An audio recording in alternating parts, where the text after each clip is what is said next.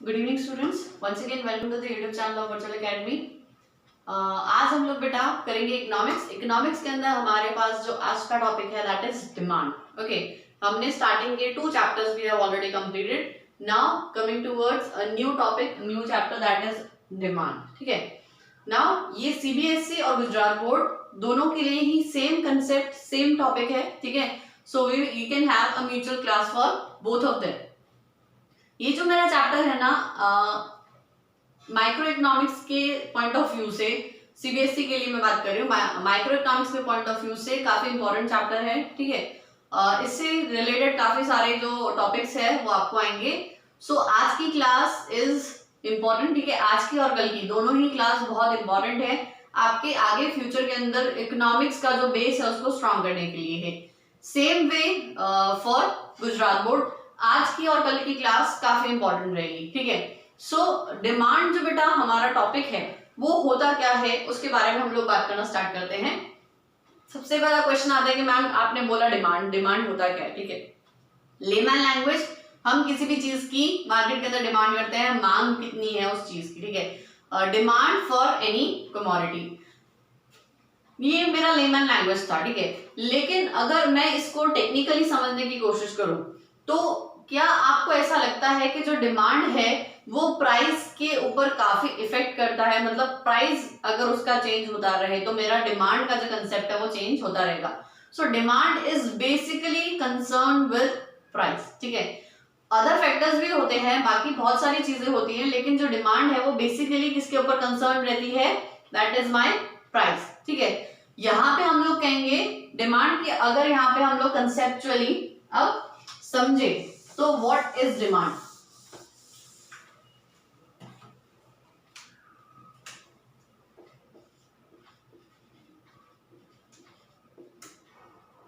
It is quantity demanded.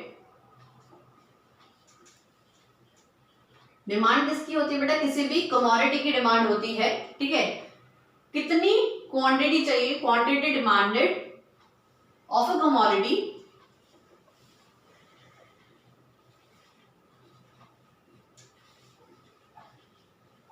which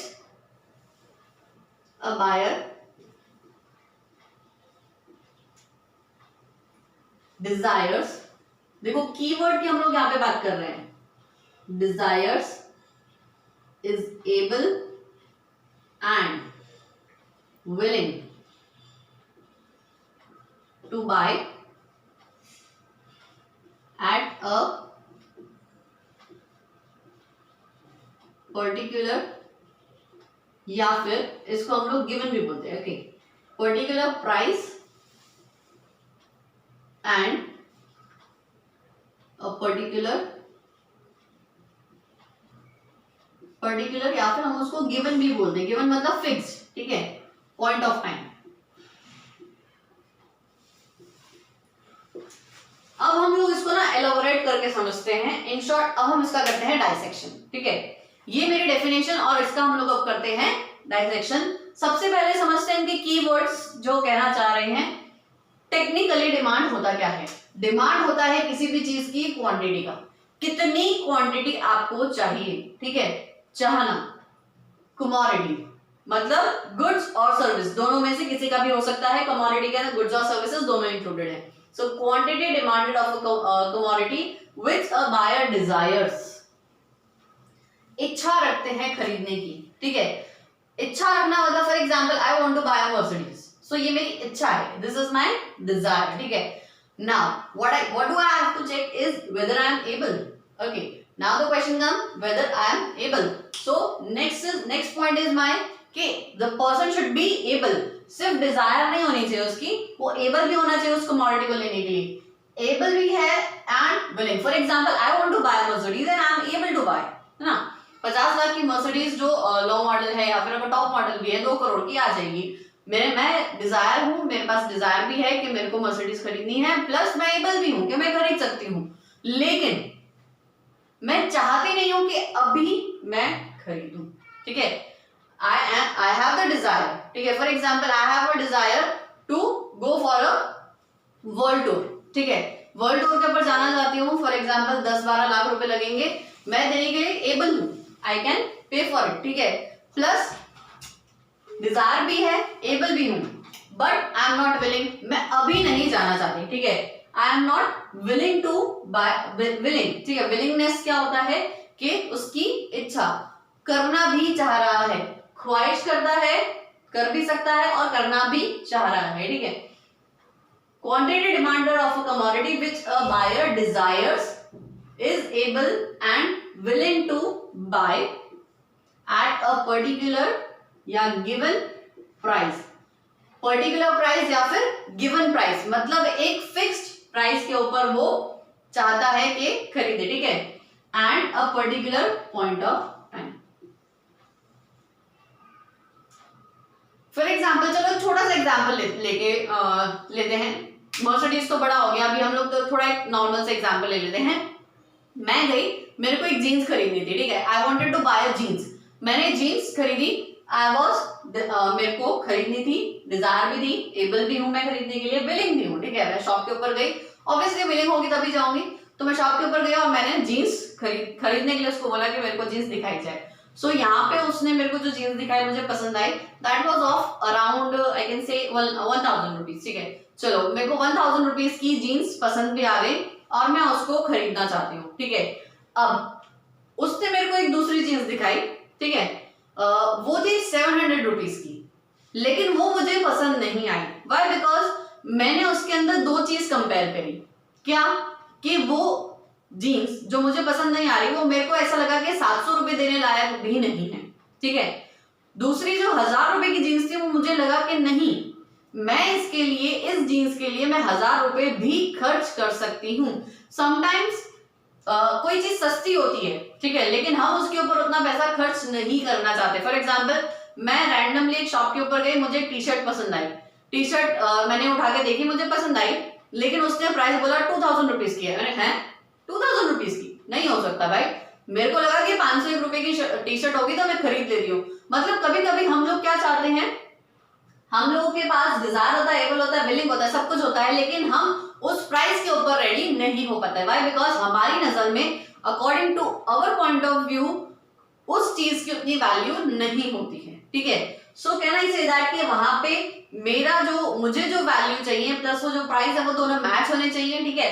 तो मतलब हम अगर वो चीज खरीदने के लिए तैयार है तो एट अ पर्टिकुलर प्राइस, अगर वही जीन्स का वो मुझे 1500 रुपए कह दे, जो मुझे जीन्स पसंद आई वो 1000 रुपए की थी, इसलिए भी हो सकता है कि मैंने पसंद की, अगर वही जीन्स वो मुझे कह के 1500 रुपए में मिलेगी तो मैं मना कर दूंगी, भाई मुझे नहीं चाहिए, ठीक है।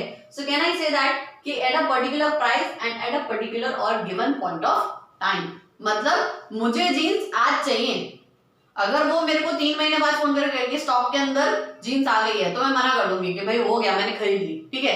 So at a particular point of time, ठीक है।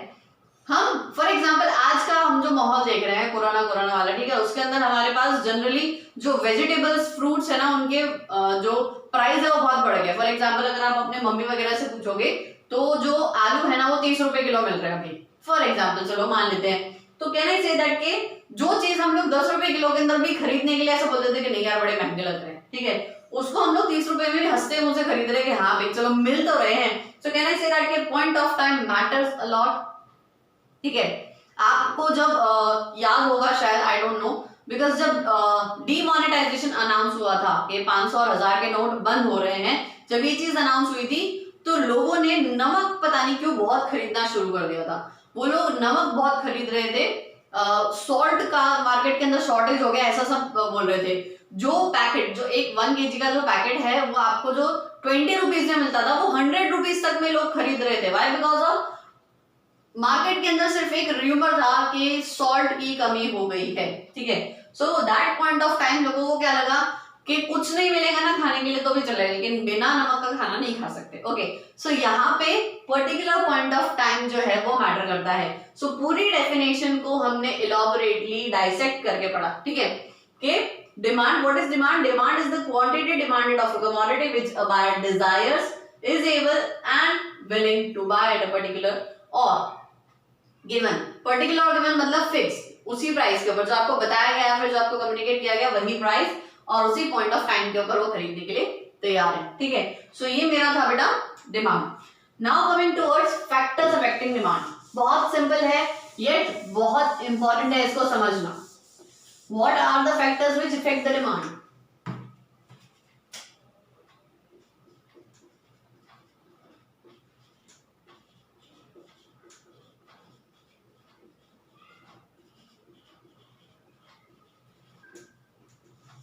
So for factors affecting demand, I have precisely two bifurcation. ठीक है, दो bifurcation क्या है मेरे पास यहाँ पे, बहुत ध्यान से सुनना।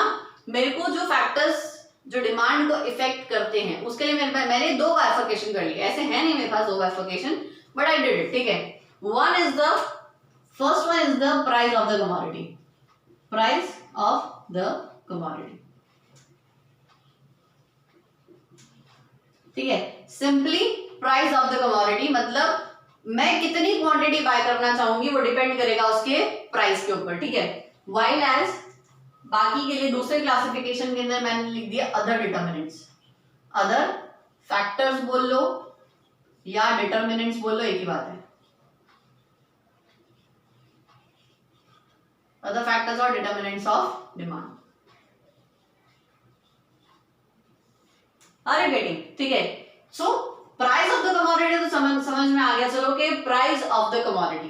ठीक है, कि मतलब जो चीज मैं खरीदने जा रही हूं उसकी कितनी क्वांटिटी मैं खरीदूंगी वो डिपेंड करेगा उसके प्राइस पे। ठीक है, नाउ अदर फैक्टर्स के अंदर सबसे पहला क्या आता है? देखो सबसे पहला आता है प्राइस ऑफ रिलेटेड गुड्स।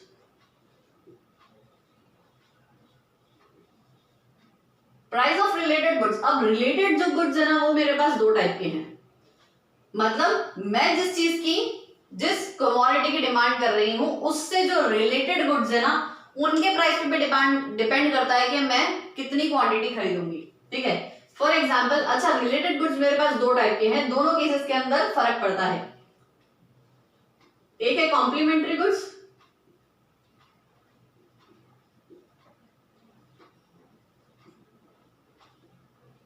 और यहां पे दूसरा है substitute goods.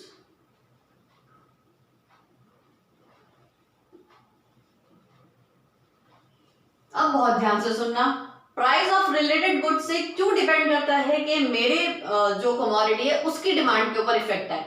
Complementary goods, example सुनते चलो और कंसेप्ट समझते चलो। आप यहां पे एग्जांपल ले लो bread and butter. Example bread and butter. ठीक है, ये दोनों क्या है? Complementary goods. ये दोनों क्या है? Complementary goods. अब मेरी जो कमोडिटी है वो है ब्रेड। ठीक है, मेरी कमोडिटी है ब्रेड। फॉर एग्जांपल ब्रेड की अगर मैं बात करूं, ठीक है, ब्रेड में कब खरीदूंगी? ब्रेड और बटर जनरली दोनों साथ में खरीदे जाते हैं। ठीक है, कॉम्प्लीमेंट्री गुड्स है, दोनों जनरली साथ में खरीदे जाते हैं।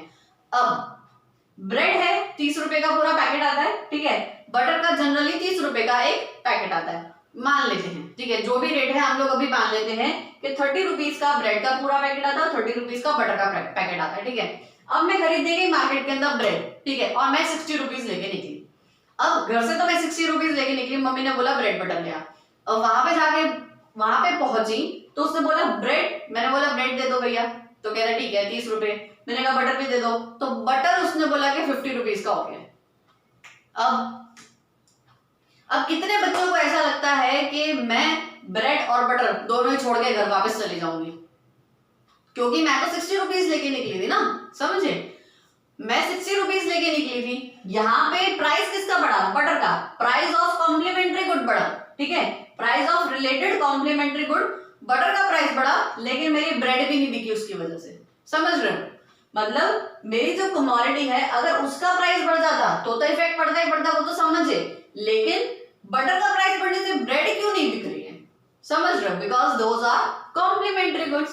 समझे? So bread and butter same way, अगर यहाँ पे ब्रेड 30 रुपए की है लेकिन बटर सस्ता हो गया, ठीक है, तो हम क्या करेंगे?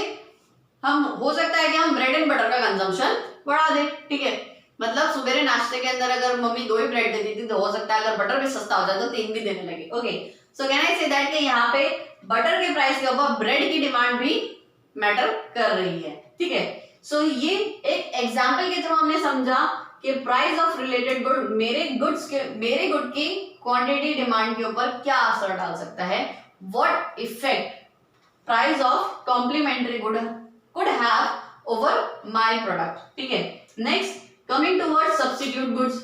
सब्स्टिट्यूट गुड्स का एक एग्जांपल ले लो फिर समझेंगे। अच्छा, कॉम्प्लीमेंट्री गुड्स आप समझे, कॉम्प्लीमेंट्री गुड्स क्या होते हैं, जो हाथ में हाथ देके चलते हैं, मतलब तू मेरा पक्का दोस्त मैं तेरा पक्का दोस्त। जैसे सॉक्स है, सॉक्स और शूज का रिलेशनशिप कॉम्प्लीमेंट्री गुड्स है, ब्रेड बटर कॉम्प्लीमेंट्री गुड्स है। ठीक है, फिर हम क्या ले सकते हैं, फॉर एग्जांपल हम लोग मोबाइल खरीदते हैं तो उसका चार्जर कॉम्प्लीमेंट्री गुड है। ठीक है, तो ये कुछ हमारे पास कॉम्प्लीमेंट्री गुड्स हैं जो एक दूसरे के साथ ही यूज हो सकते हैं। फॉर एग्जांपल मैंने एक बैटरी से चलने वाला फैन लिया तो उसकी बैटरी कॉम्प्लीमेंट्री गुड है। ठीक है, जो एक दूसरे के बिना जनरली नहीं रह सकते। ठीक है, पेन है तो रिफिल उसका कॉम्प्लीमेंट्री गुड है। सो ये सारे मेरे कॉम्प्लीमेंट्री गुड्स जो एक दूसरे के साथ हमेशा रहते हैं, एक दूसरे के साथ यूज होते हैं, तो उनका बेटर कह सकते हैं कि बेटर सेटिस्फैक्शन देते हैं। Now what is substitute goods, जो एक दूसरे के सब्स्टिट्यूट हैं, मतलब तू रहेगा तो मैं नहीं, मैं रहूंगा तो तू नहीं, ऐसा। ओके, सब्स्टिट्यूट गुड्स हैं, for example Coke and Pepsi, या फिर आप ले सकते हो टी और कॉफी। ठीक है, जो इंसान को फॉर एग्जांपल अगर वो चाय पीने पहुंचा है, बहुत ध्यान से सुनना। ठीक है, मैं गई भैया चाय देना एक, तो उसने बोला ठीक है, बोला 15 रुपए लगेंगे। मैंने क्या बात कर रहे हो भैया, कल तक तो 10 रुपए ले रहे थे, आज 15 रुपए लेने लगे, ऐसा क्यों भाई, ऐसा क्यों भाई। ठीक है, अब मेरा जो यहाँ पे मैं कमोडिटी ले रही हूँ है टी, मेरा कमोडिटी का ले रही हूँ मैं टी। ठीक है, अब मेरी कमोडिटी का प्राइस बढ़ गया, 10 रुपए से 15 रुपए हो गया, तो ऑब्वियस सी बात है, तो मैं क्या कहूंगी, छोड़ो भैया नहीं पीनी। ठीक है, या फिर मैं अगर दिन में 3 चाय पीती थी तो अब मैं कह दूंगी कि सिर्फ 2 ही चाय पीनी है। ठीक है, सो यहाँ पे हम क्या कह रहे हैं कि टी का जो प्राइस है, मेरी कमोडिटी का जो प्राइस है वो तो इफेक्ट करता है डिमांड को, लेकिन अब रिलेटेड गुड का, सब्स्टिट्यूट गुड का प्राइस देखो। ठीक है, मैं चाय की दुकान के ऊपर पहुंची, मैंने बोला भैया एक चाय लगाना, तो उसने चाय बनाई मेरे लिए। अब एक कप 10 रुपीज का था। ठीक है, उसके सामने मेरे बाजू में से एक और बंदा निकला, उसने बोला कि एक कॉफी दीजिए, तो कॉफी उसने 5 रुपए के अंदर दी। सो अब मेरा दिमाग हिलेगा, ओ भाई टी 10 रुपीज, कॉफी 5 रुपीज, क्यों इतना डिफरेंस। तो उसने बोला कि है डिफरेंस, प्राइस के अंदर डिफरेंस है, कॉफी सस्ती है। तो अब क्या होगा, एक रैशनल बंदा, मैंने आपको इकोनॉमिक्स का जब सेकंड चैप्टर स्टार्ट कराया था उसके अंदर बताया था कि पूरा इकोनॉमिक्स हम किस कांसेप्ट पे पढ़ते हैं, रैशनैलिटी के कांसेप्ट पे पढ़ते हैं, मतलब जो कंज्यूमर है वो अपना नुकसान नहीं करवाएगा। ठीक है, कंज्यूमर हर हालत के अंदर अपने फायदा की तरफ जाना चाहेगा। सो यहाँ पे एक रैशनल कंज्यूमर क्या बोलेगा, छोड़ जाए, कॉफी बना मेरे लिए भी, होगा, यस। वो किसके ऊपर एम्फेसिस करेगा, जहां पे सब्स्टिट्यूट गुड का प्राइस कम है। ठीक है, ना फॉर एग्जांपल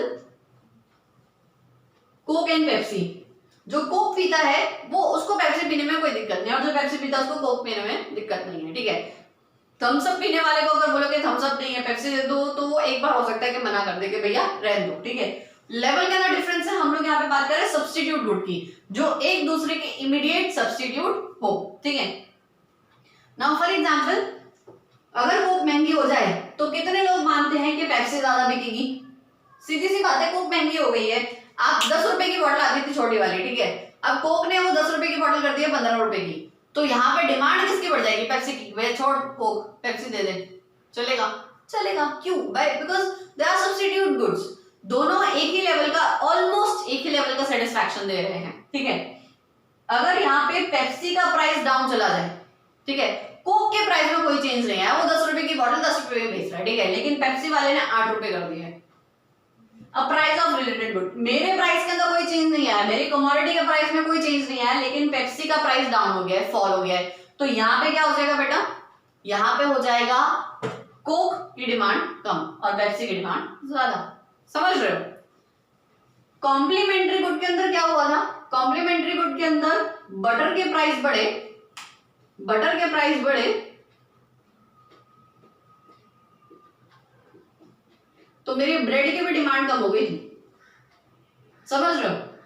प्राइस किसके बढ़े थे? बटर के, लेकिन मेरी ब्रेड की भी डिमांड कम हो गई थी। मैं ब्रेड और बटर दोनों छोड़ के घर पे आ गई थी। अकेला बटर किस में खाऊं, अकेली ब्रेड किस में खाऊं, ठीक है। वायरस कोक एंड पेप्सी की अगर मैं बात करूं तो यहाँ पे पेप्सी के प्राइस घटे 10 रुपए से 8 रुपए। पेप्सी ने किया, लेकिन डिमांड गिर गई किसकी? कोक की। क्यों? क्योंकि जो कोक पी रहे थे उन्होंने बोला छोड़ना यार, पेप्सी ही ले आ। 8 रुपए, 2 रुपए का फायदा हो रहा है ना। तो और अगर 2-3 बार और सेव कर ले और पेप्सी पी ले 2-3 बार, तो एक कोक फ्री हो जाती है, मतलब एक पेप्सी और फ्री हो जाएगी। So can I say that कि यहाँ पे पेप्सी के प्राइस की गिरने की वजह से कोक की डिमांड गिर गई। Why? Because these are substitute goods. एक दूसरे के मतलब एक दूसरे का जो लेवल ऑफ सेटिस्फैक्शन है वो हम लोग यहाँ पे स्विच कर सकते हैं। कोक पी के जो हमको सेटिस्फैक्शन मिल रहा है वही सेम सेटिस्फैक्शन हमको, ऑलमोस्ट सेम सेटिस्फैक्शन पेप्सी दे सकती है। ये सब्स्टिट्यूट गुड्स हैं, ठीक है, which can be use in place of other. Okay, so ये क्या है? फॉर एग्जाम्पल अगर आप वहां पे सब्जी खाने बैठते हो, रेस्टोरेंट के अंदर जाते हो, सब्जी खाने बैठते हो, ठीक है, सब्जी है और उसके अंदर पालक पनीर है, और फॉर एग्जाम्पल के दूसरी है शाही पनीर, ठीक है, पनीर पनीर, पालक पनीर और शाही पनीर, चलो हम लोग ये मान के चलते हैं। और वो दे रहा था रोटी, ठीक है, ये 3 चीज ही रेस्टोरेंट के अंदर थी और वही 3 चीज चलती थी, ठीक है। आपने बोला कि उससे बोला कि शाही पनीर दो या पालक पनीर, ठीक है, आपने बोला एक ही जैसा लगता है, कोई भी दे दे, ठीक है। तो यहाँ पे अब क्या हो गया? शाही पनीर और पालक पनीर सब्स्टिट्यूट गुड हो गए, ठीक है, दोनों में से कोई भी। लेकिन अगर वो बोले कि शाही पनीर पालक पनीर क्या दूं, उसके अंदर से अगर मैं कोई एक चूज करती तो ऐसा तो नहीं बोलूंगी कि शाही पनीर और पालक पनीर दोनों ले रोटी छोड़ दे, ऐसा हो सकता है? नहीं हो सकता। सब्स्टिट्यूट गुड्स वो गुड्स जो सेम लेवल ऑफ सेटिस्फैक्शन मुझे दे दे, ठीक है। वायरस कॉम्प्लीमेंट्री गुड्स जैसे शाही पनीर और रोटी, अकेला तो शाही पनीर मैं खाने नहीं वाली, है ना, मुझे रोटी तो चाहिए उसके साथ। सो यहाँ पे हम लोग किसकी बात कर रहे हैं? वो हो जाते मेरे कॉम्प्लीमेंट्री गुड, ठीक है। अगर शाही पनीर बिक रहा है तो रोटी बिकेगी, रोटी बिक रही है तो कोई ना कोई सब्जी भी बिकेगी। ओके, सो ये हो जाते हैं कॉम्प्लीमेंट्री गुड और वो हो जाते हैं सब्स्टिट्यूट गुड। सो यहाँ पे हम जो बेटा बात कर रहे हैं वो प्राइस ऑफ रिलेटेड गुड्स की। सबसे पहला मेरा अदर फैक्टर के अंदर जो सबसे पहला फैक्टर आता है that is price of related good, ठीक है, इतना समझ में आया। उसके बाद आगे चलते हैं, हम लोग नेक्स्ट फैक्टर लेते हैं। What is our next factor? Taste and preference. Taste and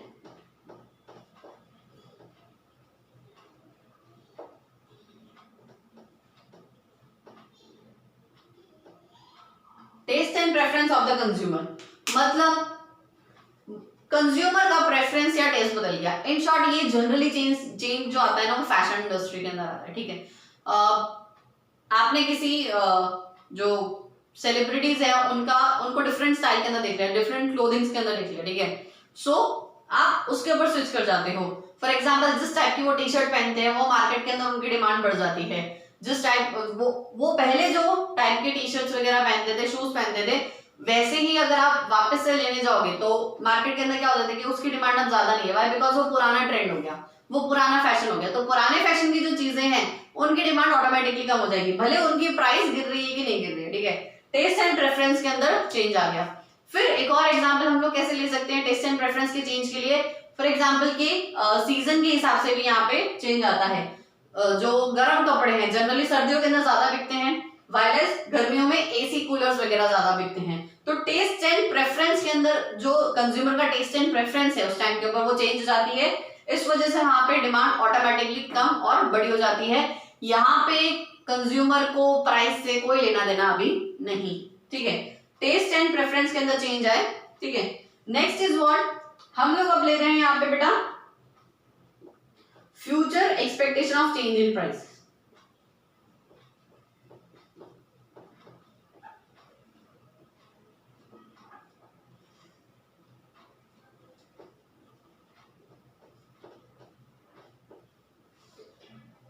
future expectation of change in price का मतलब क्या है? यहाँ पे देखो, फॉर एग्जाम्पल अगर आज टीवी के अंदर अनाउंस हो जाए, आज न्यूज के अंदर अनाउंस हो जाए कि कल आज रात से पेट्रोल 2 रुपए बढ़ने वाला है, ठीक है, तो क्या हो जाएगा?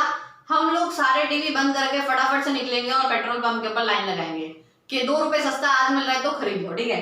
Future expectation of change in price, मैंने अभी आपको थोड़ी देर पहले एग्जांपल दिया था कि डीमोनेटाइजेशन के टाइम के ऊपर किसी ने अफवाह उड़ाई थी कि रूमर था कि जो सॉल्ट है उसकी डिमांड कम है, ठीक है, या फिर सॉल्ट महंगा होने वाला है, व्हाटएवर, तो लोग आज ही खरीदने लगे थे, मतलब अभी जिस प्राइस के ऊपर मिल रहा है वो लेने दो। सो फ्यूचर के अंदर अगर आप एक्सपेक्ट करते हैं कि प्राइस चेंज होने वाले हैं, अगर प्राइस बढ़ने वाला है, अगर मैं फ्यूचर के अंदर एक्सपेक्ट कर रही हूँ कि प्राइस बढ़ने वाला है, तो मैं अभी उस चीज की डिमांड बढ़ा दूंगी, बिना कुछ चेंज नहीं आया, लेकिन सिर्फ एक मन गढ़ंत, एक मन के अंदर एक वहम आया कि फ्यूचर के अंदर इसका प्राइस बढ़ जाएगा, ठीक है, अनाउंस हो चुका है, या फिर मन में एक वहम है कि आगे जाके महंगा हो जाएगा, ठीक है। सो यहाँ पे जनरली हम लोग गोल्ड की जो डिमांड है वो इस तरह से चलाते हैं कि गोल्ड फ्यूचर के अंदर महंगा हो जाएगा तो अभी खरीदना, होता है ना जनरली। तो यहाँ पे फ्यूचर के अंदर हम एक्सपेक्ट करते हैं कि इसका प्राइस बढ़ेंगे तो आज खरीद लेते हैं, मतलब आज की डेट के अंदर उसकी डिमांड बढ़ गई, और फ्यूचर के अंदर एक्सपेक्ट करते हैं कि नहीं ये तो सस्ता ही होने वाला है फ्यूचर के अंदर, ठीक है। तो ये जो फ्यूचर के अंदर सस्ता होने वाला है, अगर मैं ऐसा एक्सपेक्ट करके चलती हूँ तो व्हाट आई डू, मैं आज की डेट में उसकी डिमांड कम कर देती हूँ या खत्म कर देती हूँ, मुझे आज चाहिए ही नहीं, मैं फ्यूचर के अंदर ले लूंगी, क्यों, मुझे पता है फ्यूचर में सस्ता मिलने वाला है। सो इट डिपेंड्स कि मैं फ्यूचर के अंदर प्राइस के अंदर चेंज कैसा देख रही हूँ। अगर मैं फ्यूचर के अंदर प्राइस में चेंज देख रही हूँ, प्राइस बढ़ने वाला है, तो मेरी डिमांड आज बढ़ जाएगी, डिमांड आज बढ़ जाएगी, ठीक है, पॉजिटिव रिलेशनशिप, फ्यूचर में प्राइस बढ़ेगा लेकिन डिमांड आज बढ़ जाएगी। लेकिन अगर फ्यूचर के अंदर प्राइस कम होने वाला है तो मैं आज अपनी डिमांड भी कम कर दूंगी, डिपेंड्स अपॉन टाइम, ठीक है। So the same way it affects my quantity, demand का मतलब यहाँ पे हम लोगों ने क्या लिया था, क्वांटिटी, ठीक है, इट डिपेंड्स, ये मेरा क्वांटिटी जो है मेरी कमोडिटी की क्वांटिटी की डिमांड को इफेक्ट इस तरह से करता है। सो हमने यहाँ पे लिया price of related good, taste and preference of the consumer, future expectation of change in price, ये 3 फैक्टर्स हमने लिए। Now coming towards another factor, ठीक है, I don't want to rub it off, ठीक है, बिकॉज उसका इससे रिलेटेड मुझे और भी आपको आगे चीज बतानी है। सो यहाँ पे इसको लेते हैं, अब यहाँ पे 4th फैक्टर यहाँ पे लेते हैं, ठीक है, ये यहाँ पे अलग और ये 4th यहाँ पे इसका कॉन्टिन्यूशन, ठीक है, इनकम ऑफ द कंज्यूमर,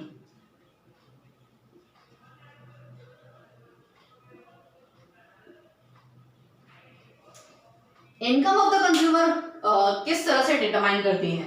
अगर किसी की इनकम बढ़ रही है तो वो डिमांड भी ज्यादा करेगा, अगर किसी की इनकम घट रही है तो डिमांड भी उसकी ऑब्वियसली कम हो जाएगी, ठीक है। अगर आपको कहीं ना कहीं से पता लगता है कि आपकी जो सैलरी थी, फॉर एग्जाम्पल अभी लॉकडाउन की वजह से काफियों की सैलरी कट गई है, ठीक है, तो मैं जितना डिमांड नॉर्मली करती थी उससे कम करूंगी। फॉर एग्जाम्पल अगर मैं पहले 2 जोड़ी कपड़े खरीदती थी तो मैं 1 जोड़ी कपड़ा खरीदूंगी, व्हाटएवर इट इज। तो जनरली क्या होता है कि इनकम के बढ़ने की वजह से हम लोग मार्केट में डिमांड बढ़ा देते हैं और इनकम के रिड्यूस होने की वजह से डिमांड भी रिड्यूस हो जाती है, ठीक है। अब इसके अंदर हमारे पास 2 टाइप के गुड्स आते हैं, एक है नॉर्मल गुड्स और दूसरे हैं इंफीरियर गुड्स। अच्छा, इंफीरियर गुड्स को ना हम लोग गिफन गुड के नाम से भी जानते हैं। इंफीरियर गुड्स को मैं बेटा गिफन गुड्स के नाम से भी जानती हूँ। अच्छा, ये क्या है नॉर्मल गुड, मतलब हमारे आसपास जितने भी हम लोग गुड्स देखते हैं नॉर्मल गुड्स। इंफीरियर गुड्स कौन से होते हैं, ठीक है, आपने पिछले पुराने जमाने के अंदर कहानियां सुनी होगी, ठीक है, कि अपने घरों के अंदर ही आपने कहानी सुनी होगी कि आज के जमाने के अंदर तो आप लोगों को खाने के लिए इतनी अच्छी अच्छी चीजें अवेलेबल हैं, ठीक है। हमारे जमाने के अंदर तो पूरियां भी बहुत कम मिलती थी, मतलब जनरली हम लोग गेहूं की नहीं, मतलब बाजरे की या फिर ऐसी रोटी खाते थे, ठीक है। बाजरा है या फिर मकई है, ये जो सारे ग्रेन्स थे ना वो सस्ते मिलते थे, ठीक है। सो इन सब की हम लोग मतलब रोटियां खाते थे, हमको गेहूं की भी रोटी नहीं मिलती थी पहले के जमाने में, ऐसे जनरली आपने सुना होगा, ठीक है, अपने मम्मी पापा के से उनसे सुना होगा। तो ये उस टाइम के ऊपर ना ज्वार बाजरा ये सब चीजें क्या थी, इंफीरियर क्वालिटी की मानी जाती थी। तो अगर किसी भी बंदे की, किसी भी कंज्यूमर की अगर इनकम बढ़ रही है तो ये जो इंफीरियर गुड्स है ना उनकी डिमांड वो कम कर देगा, क्यों, बिकॉज अब वो नॉर्मल गुड्स की तरफ जाना चाहेगा, ठीक है। वो कहाँ पे जाना जाएगा, वो नॉर्मल गुड्स की तरफ जाना चाहेगा। पहले फॉर एग्जाम्पल आप मार्केट से परचेज करने जाते थे कपड़े वगैरह, जब आपकी इनकम कम थी तो आप मार्केट के अंदर परचेज करने जाते थे जहां पे मतलब ढेर लगा होता है, वहां से आप कपड़े चूज करके आते थे। फॉर एग्जाम्पल जैसे शनिवारी वगैरह के अंदर से आप कपड़े लेके आते थे, कोई जो वीकली मार्केट लगता है वहां से, ठीक है। लेकिन अगर किसी कंज्यूमर की इनकम बढ़ती है तो वो सबसे पहले क्या करेगा, अच्छी शॉप से परचेज करने की कोशिश करेगा कि वो अच्छी शॉप से अपने कपड़े ले। So can I say that कि अगर इनकम बढ़ती है तो नॉर्मल गुड की डिमांड बढ़ जाती है, लेकिन यहाँ पे इंफीरियर गुड की डिमांड कम हो जाती है। इंफीरियर गुड किस, हर इंफीरियर गुड, फॉर एग्जाम्पल जो मेरे लिए गुड नॉर्मल है वो हो सकता है कि अंबानी के लिए इंफीरियर गुड हो। Okay, it depends on the level of the consumer. अब level of the consumer determine करवाता है कि वो गुड नॉर्मल गुड है उसके लिए या फिर इंफीरियर गुड है, ठीक है।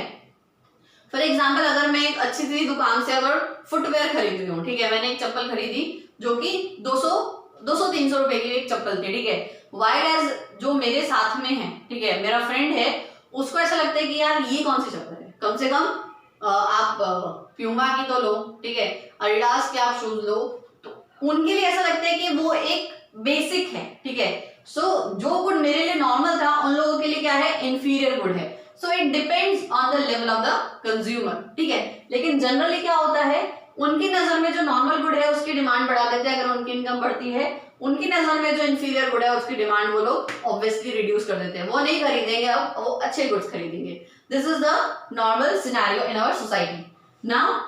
जबकि जवार और बाजरा आज के डेट के अंदर फिर से पॉपुलर हो रहे हैं, ठीक है, हेल्थ इश्यूज, न्यूट्रिशनल लेवल के हिसाब से कि वो फैट नहीं बढ़ाते।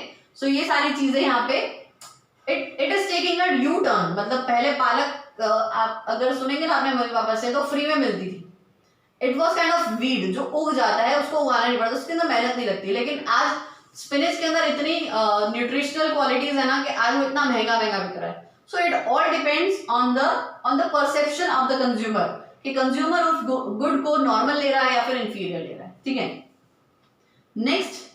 नेक्स्ट इज व्हाट, हमारा बेटा नेक्स्ट पॉइंट है that is size and demographic profile of population.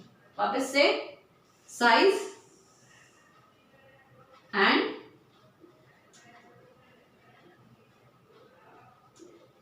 Demographic profile of population.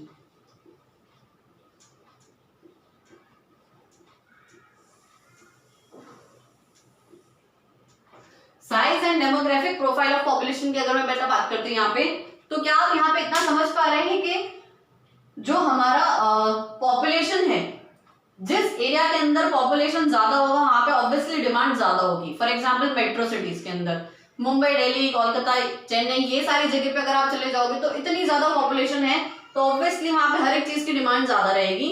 Demographic profile का मतलब क्या होता है कि किस एज ग्रुप के, किस सेक्स के लोग ज्यादा वहां पे रहते हैं, कितने मेल्स हैं वहां पे, कितने फीमेल्स हैं, कितने चिल्ड्रन हैं, वो सब ये होता है डेमोग्राफिक प्रोफाइल, ठीक है।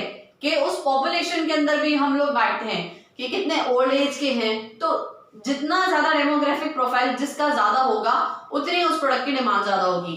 फॉर एग्जांपल हमारी सोसाइटी के अंदर मेल ज्यादा हैं तो मेल प्रोडक्ट की ज्यादा डिमांड होगी। अगर किसी एरिया के अंदर फीमेल ज्यादा हैं, ठीक है, तो वहां पे फीमेल प्रोडक्ट की डिमांड ज्यादा होगी। सो इट डिपेंड्स, ठीक है, एज ग्रुप के ऊपर डिपेंड करता है कि किस एज ग्रुप के लोग ज्यादा हैं, ओल्ड एज ज्यादा है या फिर मिडिल एज के ज्यादा है या फिर यूथ है या फिर चिल्ड्रन है। सो ये सारे डेमोग्राफिक प्रोफाइल है उसके ऊपर डिपेंड करता है कि उस प्रोडक्ट, किस प्रोडक्ट की डिमांड कितनी होगी। So these are all my factors which affect demand. कितने हैं टोटल मिला के 6 हैं, ठीक है। लेकिन इन 6 को मैंने डिवाइड किसके अंदर किया, 2 पार्ट में डिवाइड किया। प्राइस ऑफ द कमोडिटी को अलग रखा, इन बाकी सबको मैंने फैक्टर्स, अदर फैक्टर्स के अंदर रखा, ठीक है। क्यों रखा है वो हम लोग लॉ ऑफ डिमांड पढ़ेंगे तब आपको पता लगेगा। अभी हम लोग जो पढ़ने वाले हैं इसी कंसेप्ट से रिलेटेड है, एक है डिमांड फंक्शन, उसको हम लोग कवर अप कर रहे हैं। यहाँ पे हम लोग सबसे पहले देख लेते हैं कि प्राइस ऑफ, इन सबको हम लोग शॉर्ट फॉर्म में कैसे लिखते हैं, ठीक है।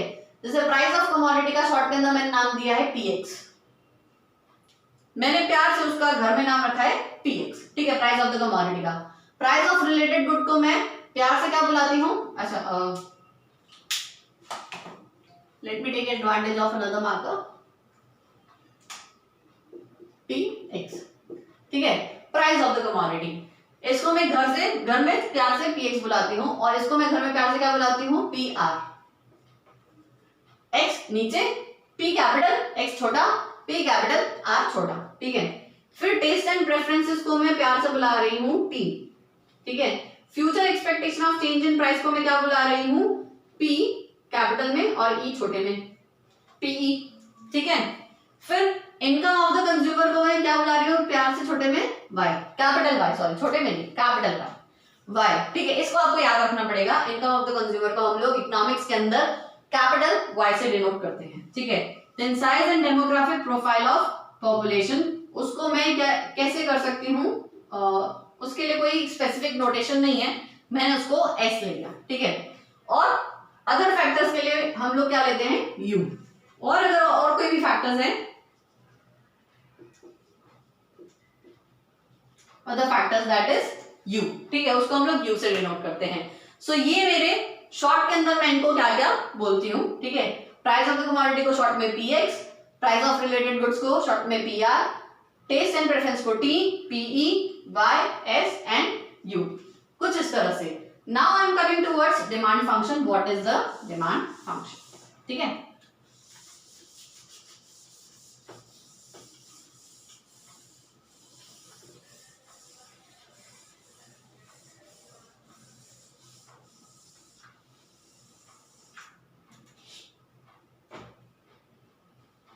हम लोग बेटा बात कर रहे हैं डिमांड फंक्शन की।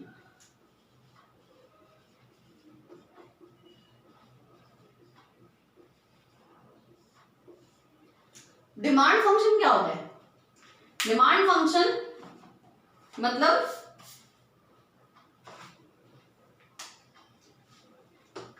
एक मैथमेटिकल रिप्रेजेंटेशन है। ये जो हमने अभी ये एक्चुअली हमारा लॉ ऑफ डिमांड था जो हमने पढ़ा, उसका एक मैथमेटिकल रिप्रेजेंटेशन है। dx मतलब demand of the commodity is equals to, it has functional relationship with px, pr, y, income of the consumer, taste and preferences, p, e, फिर size and demographic profile, then other factors, ठीक है। मतलब demand of any commodity has functional relationship, मतलब एक relationship तो है, या अगर कुछ भी चेंज आता है तो इसके अंदर चेंज आएगा। मतलब demand of the commodity will always be dependent upon all these factors, ठीक है। किसी भी चीज की डिमांड इन सब फैक्टर्स के ऊपर डिपेंड करेगी, that is what is known as functional relationship, ठीक है। उसको हम लोग क्या बताते हैं, demand function, okay. So it is a mathematical representation representing that the demand of a commodity is dependent upon all these factors affecting demand, ठीक है। सो ये मेरा डिमांड फंक्शन था। So I guess this is it for today. हमने आज क्या क्या पढ़ा, हमने पढ़ा डिमांड क्या होता है, डिमांड के हमने पूरे डेफिनेशन के कीवर्ड्स समझे, ठीक है। उसके बाद हमने देखा कि फैक्टर्स अफेक्टिंग डिमांड क्या होता है और उन फैक्टर्स अफेक्टिंग डिमांड का मेरी डिमांड के ऊपर क्या असर पड़ता है, ठीक है, वो हमने डिस्कस किया। फिर हमने देखा डिमांड फंक्शन। आज के लिए इतना ही। कल हम लोग पढ़ेंगे लॉ ऑफ डिमांड, ठीक है। लॉ ऑफ डिमांड क्या होता है, उसको किस तरह से समझा जा सकता है, डिमांड शेड्यूल, डिमांड कर्व, फिर ये सारी चीजें हैं जिससे रिलेटेड हम लोग डिमांड पढ़ सकते हैं। फिर लॉ ऑफ डिमांड जो है वो किस तरह से फंक्शन करता है और उस जो लॉ ऑफ डिमांड है वो उसका रीजन क्या है, उसके फंक्शन करने का रीजन क्या है। जैसे लॉ ऑफ डिमांड जो होता है वो डिमांड और प्राइस के बीच का रिलेशनशिप बताता है, तो उनके बीच का रिलेशनशिप ऐसा ही क्यों है, तो reasons affecting law of demand, ये सारी चीजें जो हैं वो हम लोग कल की क्लास के अंदर कवर अप करेंगे, मतलब जो हमारी नेक्स्ट क्लास होने वाली है उसके अंदर कवर अप करेंगे इकोनॉमिक्स की। So this is it for today and see you tomorrow.